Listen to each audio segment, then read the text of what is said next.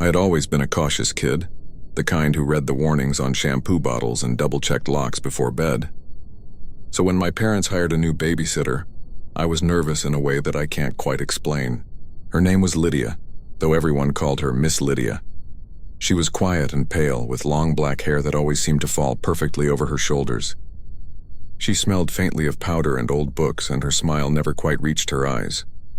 My parents said she was trustworthy, certified, and had references, but something about the way she moved through our house made me uneasy. It started on the first night she watched me alone while my parents went to some dinner party. I had been watching cartoons, my little comfort blanket of routine, when I heard the faintest shuffle behind me. "Miss Lydia?" I called out, trying to keep my voice steady. The kitchen light flickered briefly, though I was sure I hadn't touched the switch. She was there, smiling, holding a cup of water. "All okay, sweetheart?" she asked softly. I nodded, but my stomach twisted. Something about the tilt of her head, the way her eyes lingered too long on mine, made me look away quickly. That night I woke to scratching sounds coming from the living room. I thought it might be a cat. My parents had let the neighbor's cat in before, but the noise was heavier, deliberate.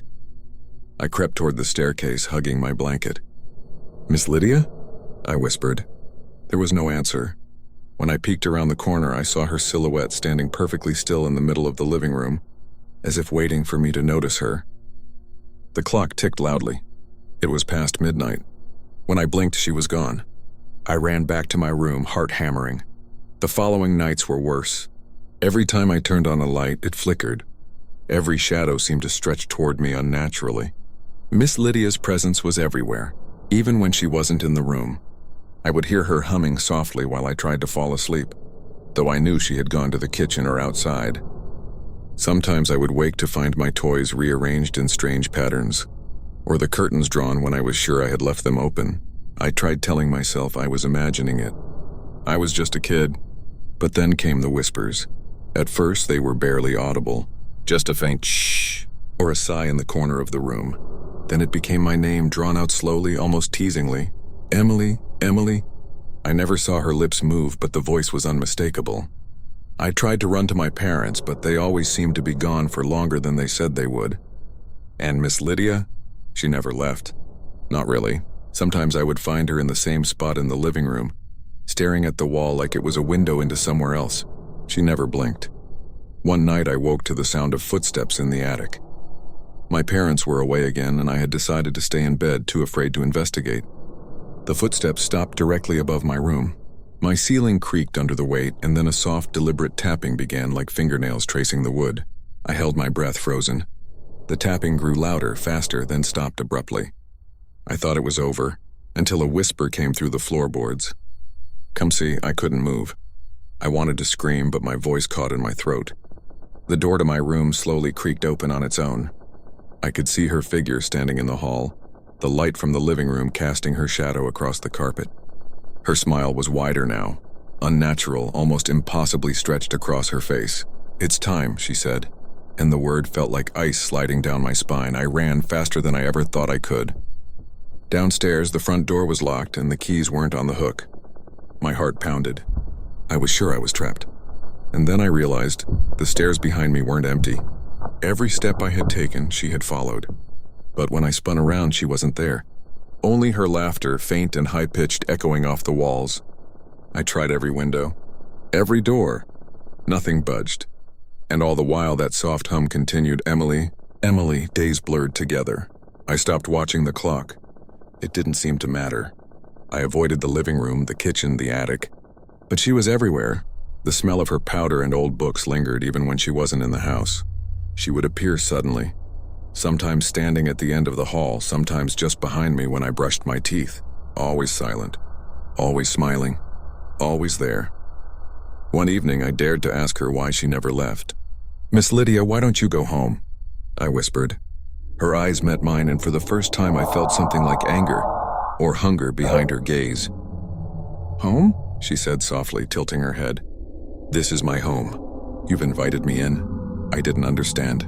I had never invited her into anything beyond babysitting. And yet, she was right there in my home, like she had been part of it forever. The breaking point came when my parents returned from a weekend trip. They found me huddled in the bathroom, crying, shaking, refusing to leave the bathtub. They asked about Miss Lydia, and I couldn't explain it. I tried to show them the places where she had been, the living room, the stairs, the attic, but everything looked normal, pristine, empty, like she had never existed at all. My parents insisted it was a nightmare or maybe too much imagination, but I knew the truth. Weeks passed. My parents eventually stopped asking about my anxiety, assuming it was just a phase. I stayed in my room more and more, avoiding the house, avoiding the shadows. But at night, she came, always, no matter what I did. Sometimes I would wake to find her sitting on my bed, legs crossed, staring at me. Other times I would hear her voice from the kitchen humming the same tune, soft and empty. I never knew what she wanted. I only knew that she would never leave. The final incident, at least the one I remember clearly, happened late one night when I tried to sleep in my parents' bedroom. I thought if I stayed close to them, maybe she would leave me alone. I was wrong. In the middle of the night, I woke to her sitting at the foot of the bed, her black hair spilling over the mattress like ink. "Why are you hiding?" she whispered. Her voice sounded miles away and right next to my ear at the same time. I bolted upright. She was gone, but the bedspread was damp, sticky like something had been spilled on it, and on the pillow, written in some dark, wet substance, were the words, "I never left." I ran from the house that night. I didn't go back for days. When I finally did, the front door was unlocked. My parents were away, yet the house seemed different, warmer, quieter, too quiet. I checked every room, nothing, no smell, no sound, and yet, when I looked into the mirror in the hallway, I could swear I saw a shadow behind me. Black hair, pale face, smiling, not moving, just watching. It's been years since then. I moved away, far from that house, far from her. I tell myself I've escaped, that Miss Lydia doesn't exist outside my memories, but I still hear her sometimes in quiet houses, in empty streets. The soft hum, the faint whisper, "Emily." And sometimes when I turn my head, just for a fraction of a second, I see her, standing there smiling, waiting. I don't know why she stayed or what she wants. All I know is, I don't think she ever will leave. And somewhere deep down, I'm not sure I even want her to stop watching. I always thought moving into the city would be exciting. I imagined tiny coffee shops, streetlights glowing against the rain, the hum of life outside my window. What I didn't expect was the apartment above mine. It started subtle, as most things that turn into nightmares do. I first noticed it on the third night after moving in. A faint thump above my bedroom ceiling, like someone walking with heavy boots. I shrugged it off. The building was old. Settling noises were normal. But over the next few nights, the thumps grew louder, more deliberate. Sometimes they were paired with scraping, like furniture being dragged across the floor. I live alone. One evening I called the building manager. "Just some late movers or noisy neighbors," he said. "It'll settle down." Old building. That reassured me slightly. I tried to ignore it. I even asked a few friends over, hoping that a normal conversation and laughter would drown out the sounds. But it didn't. In fact, that night the thumps came in a rhythm. 3, pause, 4, pause, 2. Like a code I couldn't decipher. It escalated quickly. Soon the noises weren't confined to thumps. There were whispers, low and indistinct, coming through the ceiling. At first I thought I was imagining it. But then they started calling my name. My actual name. Daniel. Daniel. Always soft, always coaxing, almost teasing. I'd grab my phone to record it, but by the time I hit record, it was gone. Silence. Nothing. Sleep became impossible. Every night I'd lie in bed staring at the ceiling, waiting for the sound of footsteps, the soft drag of furniture, or the whispers. I started keeping a baseball bat by my bed. My friends noticed my eyes were sunken, my skin pale. I didn't care. I needed to know who or what was living above me. Then one night I saw movement. I had been lying in bed trying not to listen, when a shadow fell across the ceiling. It was subtle at first. A ripple like someone walking past a light. Then it became clearer. I could see a silhouette pacing above my bedroom, slow and deliberate. I froze, trying to convince myself it was just the streetlight flickering through the blinds. But the shape was solid, distinct. Someone was up there watching, waiting. I knocked on the ceiling, hard. "Hello?" I called. "Is someone there?" Silence. And then a soft, mocking laugh. It was high-pitched, cruel, and it made the hair on my arm stand up. I knew then this wasn't a normal tenant. Not a prankster neighbor. Something else. Something patient. Something that had been waiting for me. I started noticing other things, small things at first. My keys moved from the hook, dishes rearranged in the sink, my laptop slightly tilted when I came home. I live alone. No one else had a key. I didn't tell anyone because I thought I was losing my mind. But every night the noises escalated. The pacing became rhythmic, the whispers more distinct, sometimes forming words. I see you. Don't hide, come up. I couldn't take it anymore. One night around 2 a.m. I packed a bag and left. I walked the streets aimlessly, phone in hand, ready to call the police. But I couldn't explain it properly. The cops wouldn't understand. And anyway, when I returned a few hours later, the apartment above mine was empty. No sign anyone had ever lived there. The door was locked, the mailbox empty. Nothing, just the same old peeling paint and dim hallway light. I tried to move on. I found a new apartment, told myself it was over. But then came the phone calls. At first I ignored them. My number hadn't been given out publicly, and I don't know anyone who would call at 3 a.m. and hang up. But then I started hearing the voice. The same cruel, high-pitched laugh, whispering my name. Sometimes over the phone, sometimes in my apartment, always close. Always just out of reach. I installed cameras, motion sensors, even stayed in the living room with the lights on all night. Nothing ever showed up, and yet I could feel it, the sense of being watched, studied, hunted. It wasn't human. Not entirely. And I started noticing the shadows. At first I thought they were my imagination, but they moved differently than light should. They stretched longer, sharper, curling at odd angles. Sometimes they seemed to cling to the ceiling, watching, waiting. The breaking point came when I returned home one night to find the ceiling above my bed scratched. Deep gouges like long fingernails dragged across plaster. No ladder, no furniture, nothing to reach that high. I tried to call the police again, but my phone died mid-call. When I looked up, I saw it. A figure pressed against the ceiling, face pale, eyes hollow, lips curling into a slow, sinister smile. And then it vanished. I packed up immediately and stayed in a motel for a week. I couldn't sleep. Every time I closed my eyes, I saw it pacing above me, whispering, laughing. When I returned to my apartment to grab my remaining things, the entire ceiling had collapsed. Not just a hole, it was shredded. Jagged wood splintered downward like something had clawed its way out. And in the debris, footprints. Tiny human-like footprints walking in a line toward my bedroom door. Then they stopped. I left for good. I sold the apartment at a loss and moved far away. I tried to forget, but it didn't stop. Sometimes when I'm alone, I hear pacing above me. I live on the top floor now. It doesn't make sense, but the sound is unmistakable. It moves in the rhythm I remember. 3 steps, pause, 4 steps, pause, 2 steps. And sometimes when I look up, I swear I see the faintest shadow moving along my ceiling. I've changed apartments countless times since then. Hotels, friends' spare rooms, rentals in other cities. Nothing matters. The sound follows me, always pacing, always waiting, whispering, laughing.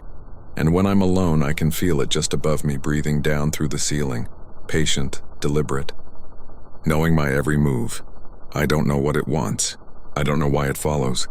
But I do know one thing: it will never leave. I can run. I can hide.